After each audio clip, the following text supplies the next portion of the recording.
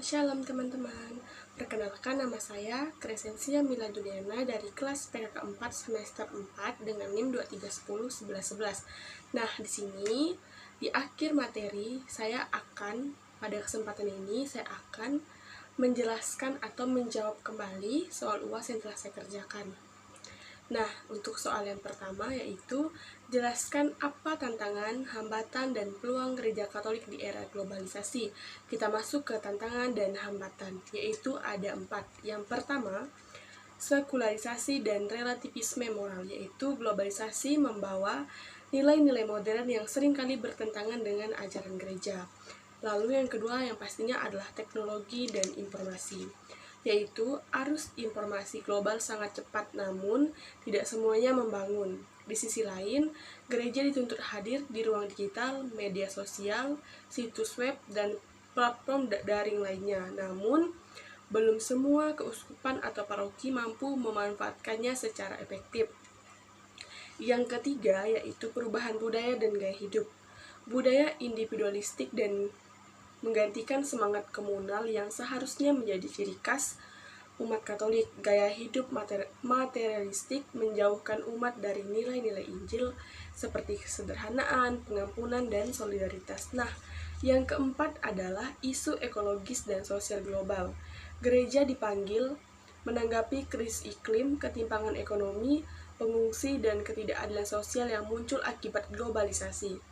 Paus Fransiskus melalui ensiklik Laudato Si dan Fratelli Tutti mengajak seluruh gereja untuk terlibat aktif dalam persoalan dunia. Nah, untuk peluangnya ada 3. Yang pertama, inkulturasi yang lebih dalam. Globalisasi sering menekan budaya lokal. Gereja dipanggil untuk menjaga, menghargai, dan menginkulturasi nilai Injil ke dalam budaya Indonesia. Nah, yang kedua yaitu gereja yang sinodal. Sesuai arah gereja universal saat ini, umat dilibatkan dalam pengambilan keputusan pastoral. Yang ketiga, keadilan sosial dan ekonomi. Gereja harus menjadi suara prospektif terhadap ketidakadilan global dan lokal, serta terlibat dalam pembangunan ekonomi berkelanjutan dan etis. Nah, baik teman-teman, kita lanjut ke soal nomor 2, yaitu jelaskan tentang perkembangan gereja Katolik di Indonesia di era kontemporer. Seperti kita ketahui, kontemporer itu adalah kemajuan yang sangat pesat. Nah, di era kontemporer, gereja Katolik di Indonesia dan secara global tetap hidup dan berkembang di tengah perkembangan zaman yang ditandai globalisasi, kemajuan teknologi, krisis moral, serta pergeseran budaya. Tantangan utama yang dihadapi yakni sekularisasi dan krisis iman, di mana banyak umat, terutama generasi muda, mulai menjauh dari kehidupan religius. Gereja juga menghadapi tantangan relativisme moral, di mana nilai-nilai lama digantikan oleh pandangan bahwa kebenaran itu relatif, sehingga melemahkan komitmen terhadap ajaran gereja. Selain itu, kemajuan teknologi dan media membawa dampak ganda. Dampak menjadi alat evangelisasi, namun juga penyebaran hoaks dan pornografi yang membingungkan umat. Nah, krisis lingkungan hidup dan isu sosial ekonomi seperti kesenjangan ekonomi juga menjadi keprihatinan gereja yang dipanggil untuk ikut merawat bumi dan membela kaum miskin serta tertindas. Di sisi lain, terdapat harapan besar dalam kebangkitan generasi muda Katolik. Tumbuhnya komunitas kategorial serta semakin inklusif dan sinodalnya gereja yang menekankan keterlibatan semua umat dan misi gereja. Pembaharuan dalam liturgi dan katekese, komitmen terhadap keadilan dan perdamaian melalui dialog lintas agama dan advokasi HAM, serta kesaksian hidup orang kudus dan awam menjadi inspirasi nyata bagi pertumbuhan gereja. Dengan demikian, meski tidak lepas dari tantangan, gereja Katolik tetap penuh harapan untuk terus menjadi garam dan terang dunia, mewartakan kasih Allah dan kata dan tindakan di tengah gelombang zaman. Baik teman-teman, kita lanjut ke soal nomor 3, yaitu jelaskan hubungan gereja Katolik dengan pemerintah dan agama lain di Indonesia pada zaman sekarang. Nah, gereja Katolik saat ini menjalin hubungan yang erat dan konstruktif dengan pemerintahan maupun umat beragama lain, terutama dalam semangat dialog antar agama dan kerjasama lintas iman. Sejak Konsili Vatikan II, Gereja Katolik di Indonesia secara aktif mendorong dialog sebagai metode utama misinya demi terciptanya masyarakat yang adil, damai, dan harmonis di tengah kemajemukan suku, agama, dan budaya. Gereja tidak hanya terlibat dalam forum-forum resmi seperti Forum Kerukunan Umat Beragama atau PKUB, tetapi juga aktif dalam pendidikan multikultural, kegiatan sosial, dan tanggap bencana bersama lintas agama tanpa membedakan latar belakang iman.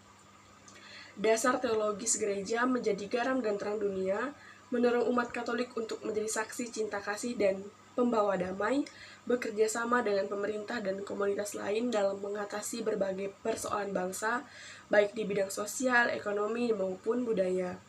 Dalam praktisnya, Gereja Katolik di Indonesia juga menghadapi tantangan seperti radikalisme, intoleransi, dan politik identitas, namun tetap berkomitmen memperkuat pendidikan iman yang terbuka serta membangun jembatan persaudaraan.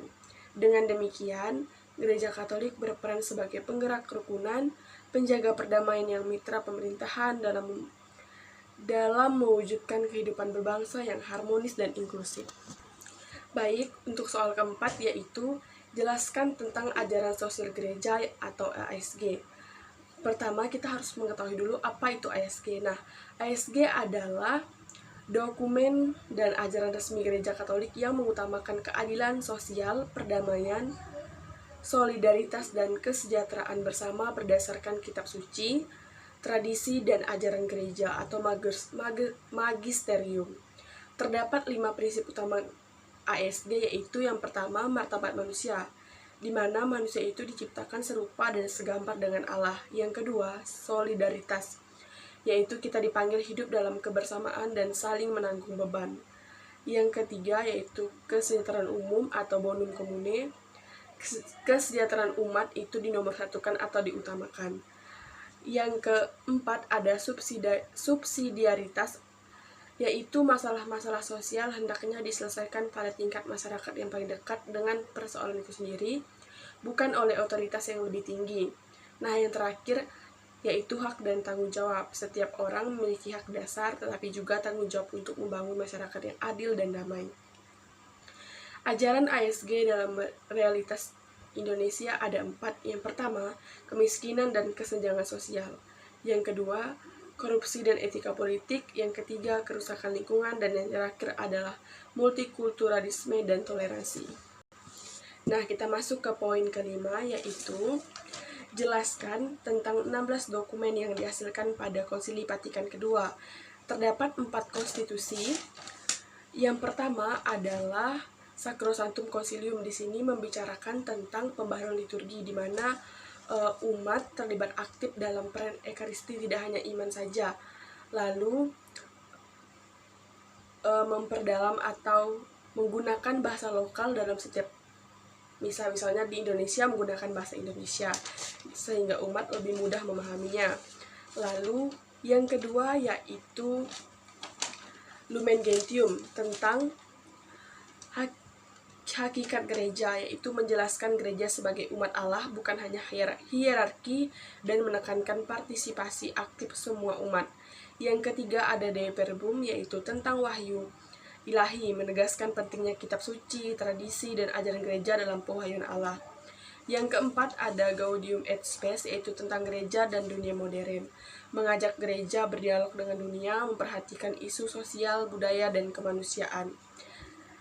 Selanjutnya ada 3 deklarasi. Yang pertama Nostra Aetate, yaitu tentang hubungan gereja dengan agama lain. Yang kedua ada Dignitatis Humanae, tentang kebebasan beragama. Dan yang ketiga Capissimum Education, yaitu pendidikan Kristen. Selain itu terdapat 9 dekret. Yang pertama Interminifica, yaitu tentang media komunikasi. Yang kedua Unitatis Redintegratio, tentang ekumenisme.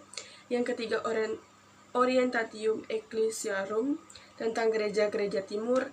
Yang keempat Christus Dominus, tentang tugas pastoral uskup. Yang kelima Opatatum Totius, tentang pendidikan imam. Yang keenam Prefectae Gradatis, pembaruan hidup religius. Yang ketujuh Apostolicam Actuositatem, tentang kerasulan awam. Yang kedelapan Presbyterorum Ordinis, tentang hidup dan pelayanan iman. Dan yang terakhir ada Ad Gentes, tentang misi gereja. Baik teman-teman, dari kelima jawaban tadi hanya itu yang dapat saya sampaikan. Semoga setiap materi yang telah saya sampaikan dapat berguna bagi kita semua. Terima kasih.